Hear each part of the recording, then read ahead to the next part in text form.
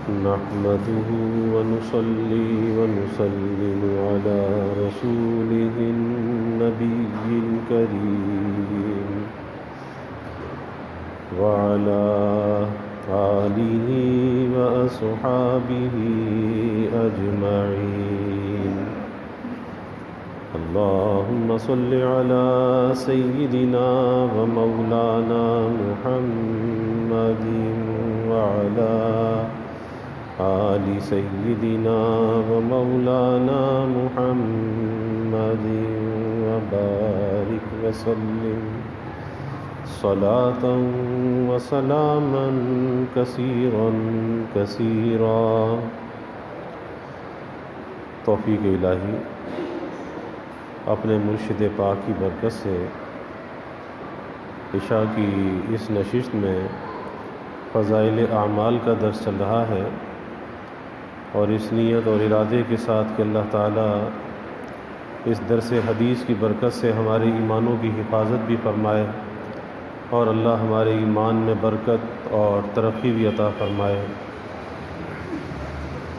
ایمان کی تجدید پر بات چل رہی تھی کہ اللہ کے حبیب صلی اللہ علیہ وسلم نے صحابہ سے فرمایا کہ اپنے ایمان کی تجدید کرتے رہا کرو، یعنی اپنے ایمان کو نیا کرتے رہا کرو. تو صحابی نے عرض کیا کہ یا رسول اللہ صلی اللہ علیہ وسلم، ہم اپنے ایمان کی تجدید کس طرح سے کریں؟ تو آپ نے ارشاد فرمایا کہ لا الہ الا اللہ کا ذکر بہت زیادہ کیا کرو، کثرت سے کیا کرو، اس سے ایمان میں تازگی آ جاتی ہے. یہی وجہ ہے کہ حضرات صوفیہ اکرام اپنے متعلقین کو لا الہ الا اللہ کے ذکر کی کثرت کی بہت تاکید کرتے ہیں، کیونکہ جب اس ذکر تحلیل سے ایمان میں تازگی آتی ہے تو اس کی برکت سے اللہ تعالیٰ کی جانب سے ایسی ہمت عطا ہوتی ہے کہ پوری شریعت پر عمل پیرا ہونا آسان ہو جاتا ہے اور گناہوں سے حفاظت ہو جاتی ہے. دراصل انسان کے اندر دو قسم کی قوتیں ہیں، ایک اس کی روحانی قوت ہے اور ایک اس کی نفسانی قوت ہے.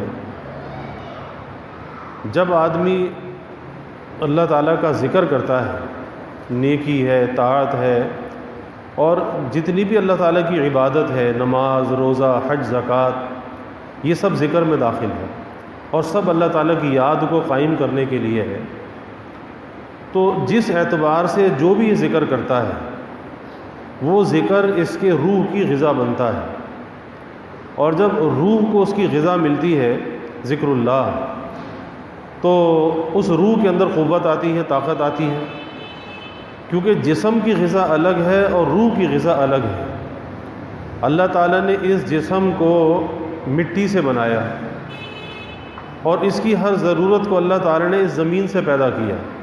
ہر ضرورت کو آپ دیکھ لیں وہ زمین سے ملتی ہے، لیکن روح چونکہ عالم بالا سے آئی تھی، قل الروح من امر ربی، کہ حضور صلی اللہ علیہ وسلم سے سوال کیا جاتا تھا کہ یہ روح کیا چیز ہے، تو آپ سے کہا گیا کہ آپ کہہ دیجئے یہ تو امر ربی ہے، یہ تو اللہ تعالیٰ کا حکم ہے.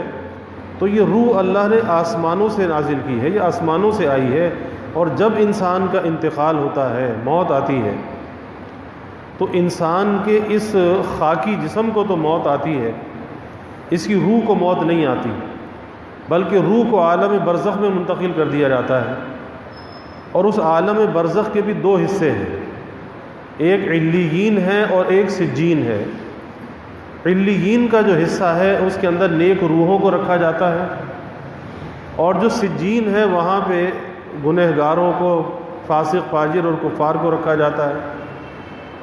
اور جزا اور سزا کا جو عمل ہے انسان کی موت سے شروع ہو جاتا ہے، لیکن وہ جزا اور سزا جو ہوتی ہے وہ عالم برزخ میں ہوتی ہے. اس لیے صوفیہ نے کشفاً یہ بات لکھی ہے کہ عالم برزخ میں ایک جسم مثالی عطا کیا جاتا ہے، جسم مثالی، اور وہ جسم مثالی اس روح کے ساتھ منسلک ہو جاتا ہے. اس پر عذاب ہوتا ہے یا اس پر ثواب ہوتا ہے، جو جزا ملتی ہے، جو نفع اسے پہنچتا ہے، راحت پہنچتی ہے، وہ جسم مثالی کو پہنچتی ہے۔ اور یہ جو جسم ہے جسے ہم مٹی میں دفنا دیتے ہیں، یہ کیڑوں کی غذا بن جاتا ہے، ختم ہو جاتا ہے۔ لیکن قیامت کے دن جب قیامت کا سور پھونکا جائے گا اور تمام مخلوقات کو اٹھایا جائے گا، تو جتنی بھی مخلوقات اٹھیں گی وہ اسی بدن کے ساتھ اٹھیں گی۔ اللہ اس بدن کو پھر صحیح سلامت کر کے پھر کھڑا کر دے گا، اور لوگ اپنی قبروں سے نکل رہے ہوں گے، میدان حشر قائم ہوگا، تو پھر یہی بدن دوبارہ لوٹ آئے گا اور روح کا ناطہ پھر اس کے ساتھ جڑ جائے گا۔ تو اللہ نے جسم کی غذا کو اس زمین سے پیدا کیا، اور روح کی جو غذا ہے، چونکہ روح امر ربی ہے، تو روح کی غذا کو اللہ نے عالم بالا سے نازل کیا، اور وہ اللہ تعالیٰ کا ذکر ہے۔ اور ذکر میں نماز بھی ہے، روزہ بھی ہے، حج بھی ہے، زکوٰۃ بھی ہے، تلاوت قرآن بھی ہے، استغفار بھی ہے، درود پاک بھی ہے، جتنے بھی اذکار ہیں سب ذکر میں داخل ہیں۔ اور گناہ سے بچنا یہ بھی ذکر میں داخل ہے۔ تو اس ذکر کے ذریعے سے کیا ہوتا ہے کہ انسان کی روح کے اندر ایک طاقت پیدا ہوتی ہے، ایک صلاحیت پیدا ہوتی ہے۔ اور جب روح کو قوت حاصل ہوتی ہے تو کس وجہ سے ہوتی ہے کہ اس روح کی غذا کا یہ اہتمام کر رہا ہوتا ہے، یعنی نیکی کا، طاعت کا، ذکر و اذکار کا۔ تو جب نیکی اور طاعت کے ذکر و وظائف کے اہتمام میں لگتا ہے تو روحانیت قوی ہوتی ہے اور نفسانیت کمزور ہوتی ہے، نفسانیت کمزور ہوتی ہے۔ تو پھر کیا ہوتا ہے کہ نیکی کا کرنا انسان کے لیے آسان ہو جاتا ہے، اور گناہ کا ترک بھی، چھوڑنا بھی، نفس و شیطان سے مقابلہ کرنا بھی آسان ہو جاتا ہے۔ لیکن اگر اس کا عکس ہو کہ آدمی نہ ذکر اذکار کرے، نہ نماز روزے کا پابند ہو، اور ادھر سے گناہ بھی کر رہا ہو، نہ بد نظری سے بچتا ہو، نہ بد کلامی سے بچتا ہو، نہ بد سمیعی سے بچتا ہو، تو نتیجہ کیا ہوتا ہے کہ اپنی نفسانیت کو، نفس کو غذا دے رہا ہوتا ہے۔ گناہ جو ہے وہ کس کی غذا ہے؟ نفس کی غذا ہے۔ اب نفس کو جب غذا دی جاتی ہے تو نفس قوی ہوتا ہے، اور جب نفس قوی ہوتا ہے تو روح کمزور ہو جاتی ہے۔ اور ہونا یہ چاہیے کہ روح کو قوی کرنا چاہیے، نفس کو کمزور کرنا چاہیے۔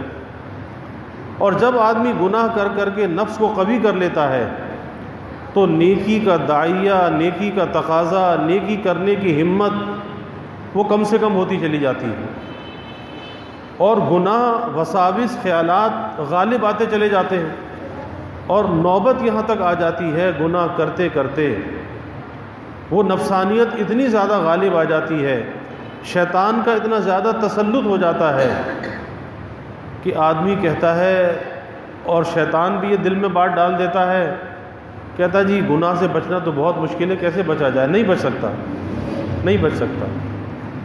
یعنی گناہ کرتے کرتے گناہ پر تو جرأت ہوتی ہے، لیکن ہمت اندر سے اتنی کمزور ہو جاتی ہے، بے ہمت ہو جاتا ہے کہ اب نیکی کا کرنا بھی مشکل اور گناہ سے بچنا بھی مشکل۔ گناہ کرنے میں بڑا بہادر، بڑا شیر، اور نیکی کا موقع آئے تو ایک نماز کا پڑھنا، 2 رکعت کا پڑھنا پہاڑ معلوم ہونے لگے۔ تو کیا چیز ہے؟ علامت کس بات کی ہے کہ نفسانیت اس کی قوی ہو رہی ہے اور روحانیت اس کی کمزور ہو رہی ہے۔ اور یہ جو لڑائی ہے نا، نفس سے لڑائی، شیطان سے لڑائی، لذات و شہوات سے مقابلہ، یہ انسان کو زندگی بھر کرنا پڑتا ہے۔ کس لیے کرنا پڑتا ہے؟ اپنی روحانیت کو قوی کرنے کے لیے، تقویت دینے کے لیے۔ جب تک آدمی اس نفس اور شیطان سے نہیں لڑتا، خواہشات سے نہیں لڑتا، اس وقت تک اس کی روحانیت قوی نہیں ہوتی، کیونکہ نفس تو اس کے پہلو کے اندر موجود ہے نا۔ یہ تو اندر سے فوراً سستی، کاہلی، بہانہ، ٹال مٹول اور گناہ کی تعویل۔ ارے ایک دفعہ تو کر لے، پھر کیا ہوا؟ توبہ کر لینا۔ اچھا ایک دفعہ تو دل کھول کے دیکھ لے، جی بھر کے دیکھ لے، پھر آئندہ نہ دیکھنا۔ اگر ایک دفعہ دیکھ لیا، جی بھر کے دیکھ لیا تو تسلی ہو جائے گی، دل کو قرار آ جائے گا، پھر مت دیکھنا۔ اب یہ کیا ہے یہ نفس اندر سے تعویل پیش کرتا ہے، یعنی گویا کہ نفس یہ کہتا ہے کہ تو گناہ کا علاج گناہ سے کر لے، کہ ایک دفعہ دیکھ لے پھر مت دیکھنا، تاکہ تسکین ہو جائے، تسلی ہو جائے، تقاضا پورا ہو گیا تو بس پھر تقاضا ختم ہو جائے گا نا۔ تو یاد رکھیے کہ تقاضا ختم نہیں ہوتا، تقاضا تو اور مضبوط ہو جاتا ہے، تقاضا تو اور زیادہ بڑھتا ہے، شدت اختیار کر لیتا ہے۔ اگر یہاں پر مجاہدہ کر لیتا، نہ دیکھتا، نہ سنتا، نہ ملاقات کرتا، نہ زبان سے بات کرتا، تھوڑا سا مجاہدہ کر لیتا، تو وہ مجاہدہ کرنا نفس پہ بھاری تو ہوتا، شاق تو ہوتا، کیونکہ انسان کا نفس لذت چاہتا ہے، مزہ چاہتا ہے، اور جب اس کی مخالفت کی جائے تو بڑا بھاری ہوتا ہے، اس پہ چھری چلتی ہے، آرے چلتے ہیں، تو یہ نفس ذبح تو ہوتا، لیکن اللہ کا تعلق اور اللہ کی نسبت حاصل ہو جاتی ہے۔ اس لیے ہمارے حضرت والد صاحب رحمۃ اللہ علیہ فرمایا کرتے تھے کہ بھئی اللہ کا تعلق حاصل کرنا ایسے ماحول کے اندر کہ جہاں پر رکاوٹیں زیادہ ہوں، موانعات زیادہ ہوں، اتنا ہی زیادہ آسان ہوتا ہے۔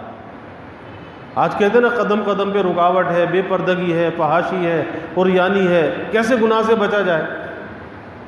تو فرماتے تھے کہ ایسے ماحول میں نیک بننا اتنا زیادہ آسان ہے، جہاں پہ گناہ کے مواقع زیادہ، وہاں پر اللہ تعالیٰ کے قرب کے مواقع بھی زیادہ۔ وہ کس طرح سے زیادہ؟ کہ جہاں کوئی تقاضا پیدا ہوا گناہ کرنے کا، بس اس کی مخالفت کرنی ہے۔ اب وہ گناہ کا تقاضا شر تھا، جب اس کی مخالفت کریں گے اس شر میں سے خیر نکلے گی، اور وہ اللہ کے نزدیک اور اللہ کے تعلق کو قوی کر دے گی، کیونکہ گناہ سے بچنا فرض ہے۔ اور جب اس نے ہمت کر کے اپنے آپ کو گناہ سے بچایا، ہم سمجھتے ہیں شاید اس پہ کوئی ثواب نہیں ملا۔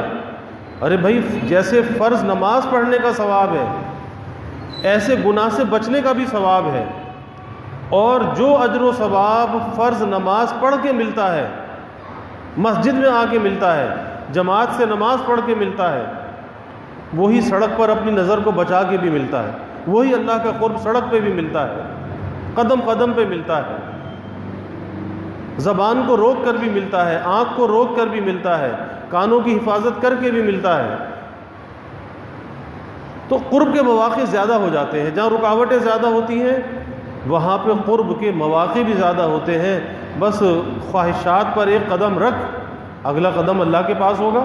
میں نے کئی دفعہ واقعہ سنایا حضرت بایزید بستامی رحمۃ اللہ علیہ کا، کہ رات کو اللہ سے مناجات کر رہے ہیں، پھر مناجات کرتے کرتے اللہ سے راز و نیاز شروع ہو گئی، اور یہ وہ راز و نیاز ہے کہ جسے انسان الفاظ کے پیمانے میں بیان نہیں کر سکتا، کہ وہ راز و نیاز کیسی ہوتی ہے، کیا ہوتی ہے۔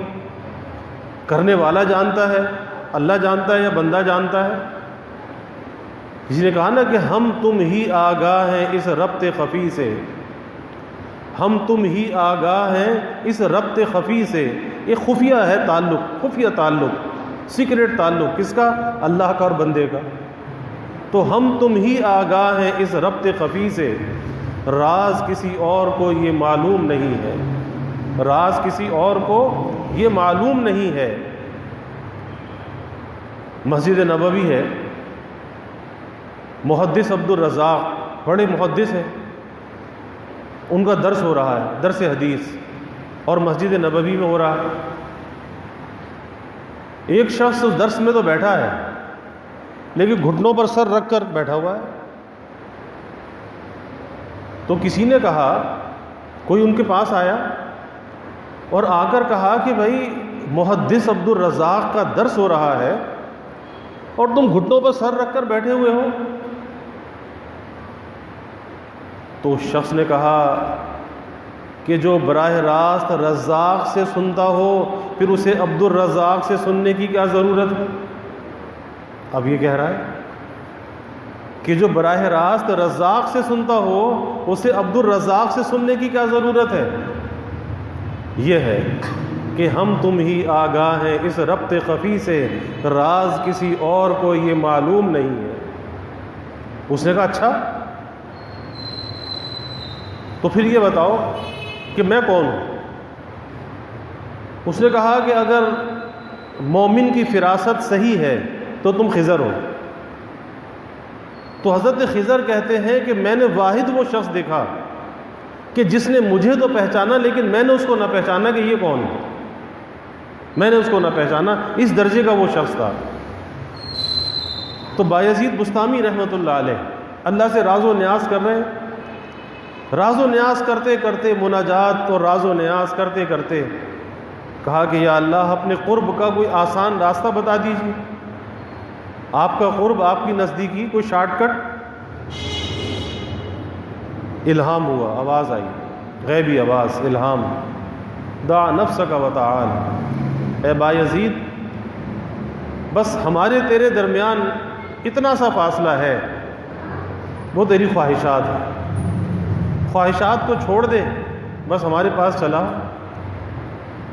یہ خواہشات جو ہے نا، خواہشات یہ حجاب ہے، رکاوٹ ہے اللہ کے تعلق میں، اللہ کی نسبت میں، اور یہی خواہشات بندے کو اللہ سے دور کرنے والی ہیں۔ اور خواہشات کس کی طرف سے ہوتی ہیں؟ خواہشات تو بندے کی طرف سے ہوتی ہے، اللہ کی طرف سے تو نہیں ہوتی۔ اور خواہشات کا ایسا سلسلہ ہے جو نہ ختم ہونے والا ہے کہ ختم ہی نہیں ہوتا۔ ہزاروں خواہشیں ایسی کہ ہر خواہش پہ دم نکلے، ہزاروں خواہشیں ایسی کہ ہر خواہش پہ دم نکلے، بہت نکلے میرے ارماں مگر پھر بھی کم نکلے۔ تو اگر زندگی کو آدمی راحت والی بنانا چاہتا ہے تو خواہشات کو کم کرنا چاہیے۔ اور حضرت علی کرم اللہ وجہ فرماتے تھے کہ بھائی ضروریات تو فقیر کی بھی پوری ہو جاتی ہیں، ضرورت جو ہے، ضرورت، اور ضرورت کسے کہتے ہیں کہ جس کے بغیر کام نہ چلے، ضرورت۔ تو حضرت علی کرم اللہ وجہ فرماتے تھے کہ ضرورت تو فقیر کی بھی پوری ہو جاتی ہے لیکن خواہشات بادشاہوں کی بھی پوری نہیں ہوتی، خواہشات، کیونکہ نہ ختم ہونے والا سلسلہ ہے کہ کہیں پر اس کی کوئی لکیر نہیں، کوئی دیوار نہیں، کوئی رکاوٹ نہیں کہ یہاں پہنچ کر ختم ہو جائے گی، نہیں، ایک خواہش نئی خواہش کو جنم دیتی ہے، پھر وہ نئی خواہش کو جنم دیتی ہے۔ تو اللہ نے فرمایا کہ دع نفسک وتعال، اے بایزید بس اپنے نفس کو چھوڑ دے، یعنی اپنی خواہشات کو چھوڑ دے، ہمارے پاس چلا۔ اور حقیقت یہی ہے کہ ایک قدم اگر خواہشات پر رکھ دے تو اگلا قدم تو اللہ کے پاس ہے، اللہ کا تعلق تو اتنا آسان ہے۔ میں یہ عرض کر رہا تھا کہ خواہشات ہماری جانب سے ہیں، اللہ کی جانب سے نہیں ہے۔ اللہ نے تو اعلان کر دیا نحن اقرب الیہ من حبل الورید، کہ ہم تو تمہاری رگ جان سے زیادہ قریب ہیں۔ یہ شہ رگ جو ہوتی ہے انسان کی، اللہ کہتا ہے میں تو اس سے زیادہ قریب ہوں۔ تو یہ دوری کیوں محسوس ہوتی ہے؟ دوری اسی لیے محسوس ہوتی ہے کہ ہم اپنی ایک خواہشات کے حصار کے اندر جیتے ہیں، ایک خواہشات کا حصار ہے نا، اس کے اندر جی رہے ہیں، یوں ہمیں اللہ تعالیٰ سے دوری محسوس ہوتی ہے، ورنہ اللہ تو ہم سے دور نہیں ہے۔ اللہ تو کہتا ہے میں تمہاری رگ جان سے زیادہ قریب ہوں۔ تو جب انسان ان خواہشات کو چھوڑ دیتا ہے، اور وہ چھوڑنا کیسے چھوڑنا ہے؟ وہ چھوڑنے کا مطلب یہ نہیں کہ بھوکا رہے گا، پیاسا رہے گا، کوئی بغیر کپڑوں کے رہے گا، جنگل میں چلا جائے گا، یہ چھوڑنا نہیں ہے۔ چھوڑنا یہ ہے کہ ان خواہشات کو بس اللہ کی خواہشات کے تابع کر دیں، جس میں مولا راضی اس میں دھولا راضی، جس حال میں اللہ رکھے اس حال میں راضی۔ تو چھوڑنے کا یہ مطلب، ہم سمجھتے ہیں چھوڑنا یہ ہے کہ بیوی بچے چھوڑ دو، دکان کو تالا لگا دو، کہیں جنگل میں چلے جاؤ، غار و کوہ میں چلے جاؤ، نہیں نہیں، لا رہبانیت فی الاسلام، اسلام میں رہبانیت نہیں ہے۔ خواہشات کو چھوڑنے کا مطلب یہ ہے ان خواہشات کو اللہ کی خواہشات کے تابع کر دو، بس آسان سی بات ہے، اور یہ مشکل نہیں ہے، بہت آسان ہے۔ اور جب آدمی اپنی خواہشات کو اللہ کی خواہشات کے تابع کر دیتا ہے، زندگی کے اندر ایک سکون آ جاتا ہے، اطمینان آ جاتا ہے، ایک تسکین کی کیفیت دل میں آ جاتی ہے، اور ہزاروں پریشانیاں دور ہو جاتی ہیں۔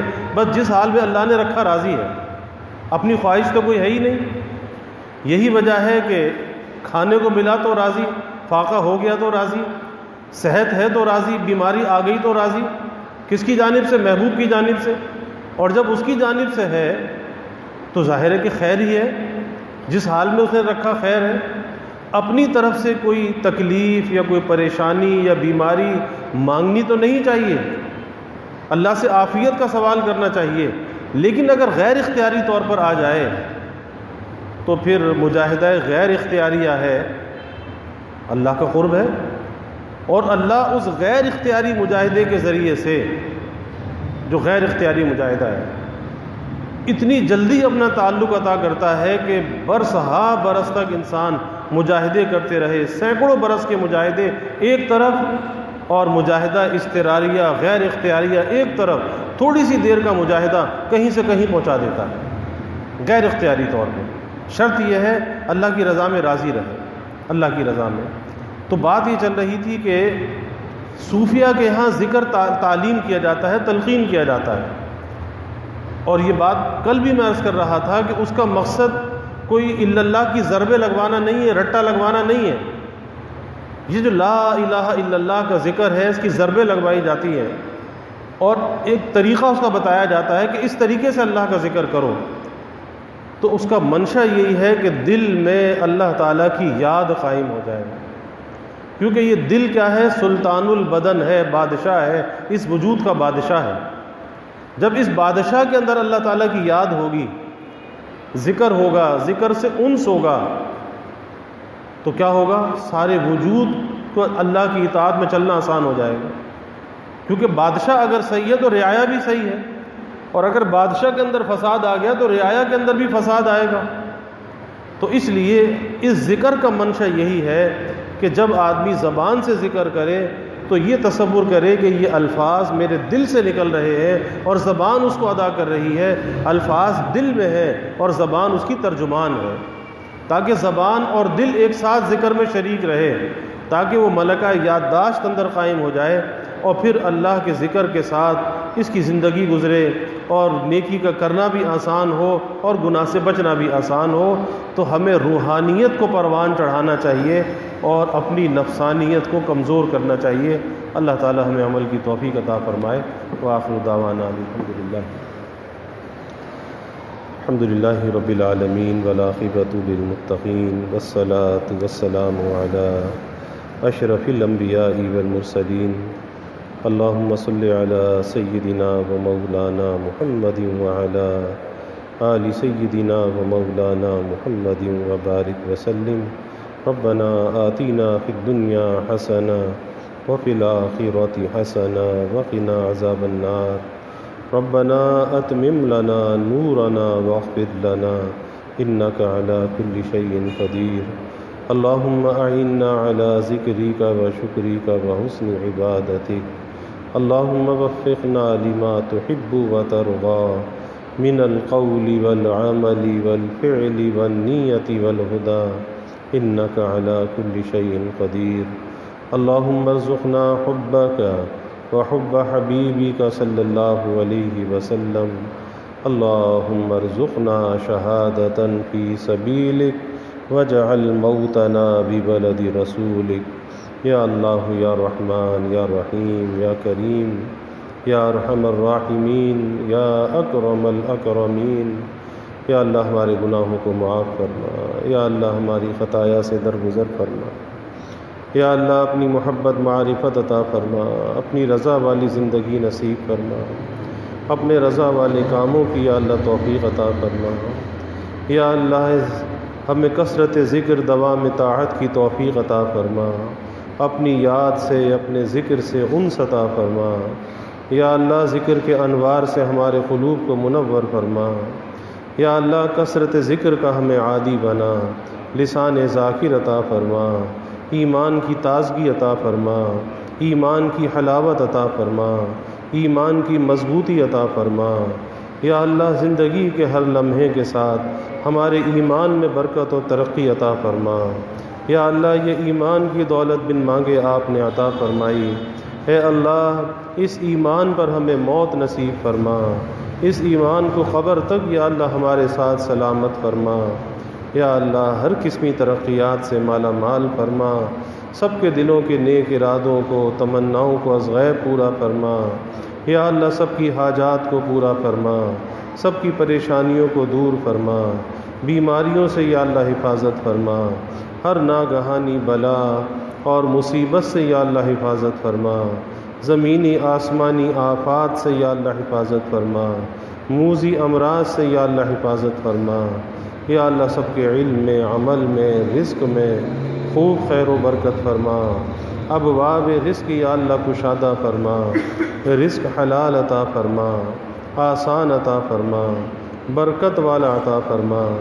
یا اللہ کبھی کسی کو مخلوق کا محتاج نہ بنا، ہمیشہ اپنے در کا سائل اور بھکاری بنا، اپنے در کا منگتا اور سوالی بنا۔ یا اللہ اپنے غیر سے ہماری امیدوں کو قطع فرما، اپنی ذات عالی کا یقین ہمارے دلوں میں پیدا فرما۔ یا اللہ ہر امید کو اپنی ذات سے وابستہ کرنے والا بنا۔ یا اللہ ایمان کی ترقی عطا فرما، اعضاء کی سلامتی عطا فرما، ہر محتاجی سے، معذوری سے ہماری حفاظت فرما۔ یا اللہ ہمارے ملک پر اپنی رحمتوں کا نزول فرما، اس ملک کو امن کا، سلامتی کا گہوارہ بنا، ہر قسم کی دہشت گردیوں سے، فرقہ واریت سے، مذہبی منافرت سے اس ملک کی حفاظت فرما۔ یا اللہ ہمیں ایک بنا اور نیک بنا، کلمہ واحدہ پر یا اللہ پوری امت کو متحد فرما۔ یا اللہ دنیا میں جہاں کہیں بھی مسلمان آباد ہیں، سب کے جان، مال، ایمان، عزت، آبرو کی حفاظت فرما۔ یا اللہ گھر بار کی حفاظت فرما، اولاد کی حفاظت فرما۔ یا اللہ جتنے بھی حاضرین ہیں، سامعین ہیں، یا اللہ سب کے گھروں میں چین، سکون، عافیت، راحت عطا فرما، برکتیں عطا فرما، رحمتیں عطا فرما، نعمتوں کی فراوانی عطا فرما۔